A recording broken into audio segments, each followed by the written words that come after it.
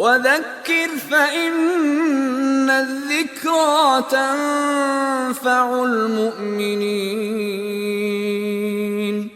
Assalamu alaikum wa rahmatullahi wa barakatuh. May the peace and blessings of Allah be upon you all. I'm Abdullah Oduro and welcome.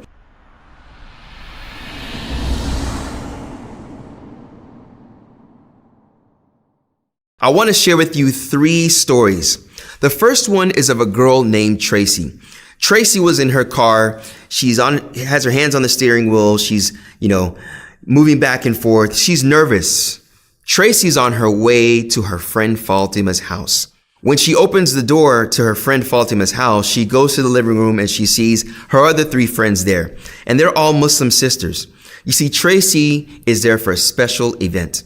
She's there to say some words that are going to change her life. When Tracy sits on the couch, Fatima asks her, "Are you ready?" And Tracy says, "Yes, I'm ready." Fatima says, "Repeat after me." Now, when Fatima says, "Repeat after me," she's holding Tracy's hand tightly, and Tracy's moving back and forth. The other friends are holding each other's hands, and they're all nervous.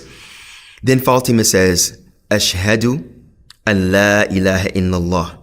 Tracy says, "Ashhadu an la ilaha illallah," and then she starts crying. Later in that evening, she was able to fulfill and say the whole statement.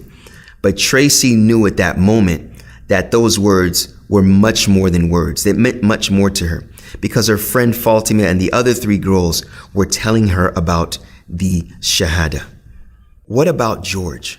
George was an individual that had a friend, a Muslim friend at work.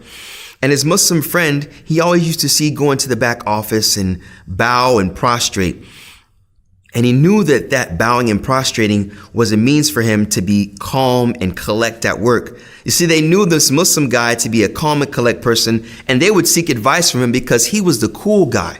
So when George used to talk to him all the time, he realized that it was his faith that he was practicing, that he was praying twice at work and the rest of the 3 times outside of work. One time he was with them at the coffee shop and he said, "You know what is that you're practicing?" Whereupon he told him that it was Islam and that he was a Muslim. And George said, "I want that. I see the way you carry yourself and I like it." So George wanted to become a Muslim. His friend told him, "Come to the mosque on Friday." They came to the mosque on Friday and the Imam told him to come up. The Imam said, "Repeat after me." George said, "Ashhadu Allah." He started to stutter. Then later on in the Shahada, when he started to pronounce the end portion of it, he said it gracefully. After that, as we know, all the congregants come up to give him a hug.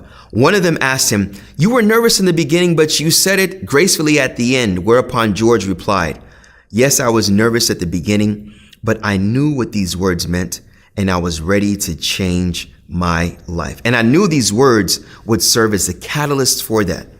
Third story, what about Fatima and Ahmed? You see, Fatima and Ahmed are what we call renewed Muslims. As Christianity, we call born-again Christians. They were renewed Muslims. They were born Muslim. They said this Shahada throughout their whole life, since they were toddlers. They've heard it in the masjid. They've heard it in the adhan, the call to prayer. But it was one lecture in college that when they heard the meaning of Islam, the meaning of the Shahada, is when they really realized why they were Muslim. And it was a wake-up call for them, which served as a catalyst for their process of conviction. Many of you have heard these words. Many of you have just said these words. The Shahada being Ashhadu an la ilaha illallah wa ashhadu anna Muhammadan Rasulullah. I bear witness that there's no one worthy of worship, that there's no God but Allah, and that Muhammad is the last messenger of Allah. You said this in order to become a Muslim. This is what is called the Shahada.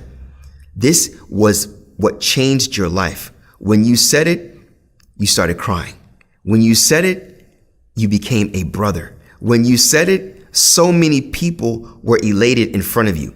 Some of them crying, many of them bum rushing you and coming to hug you and congratulating you and saying such statements as, "You're better than me. It's like you're a newborn baby. All of your sins are washed." This is the Shahada. What have we done when we said these words? Realizing that these words will change our life. May Allah subhanahu wa ta'ala make you of those that when you say these words, understanding the meaning of that process of life and knowing that the Shahada serves as a catalyst for that. Assalamu alaikum wa rahmatullahi wa barakatuh. Thank you.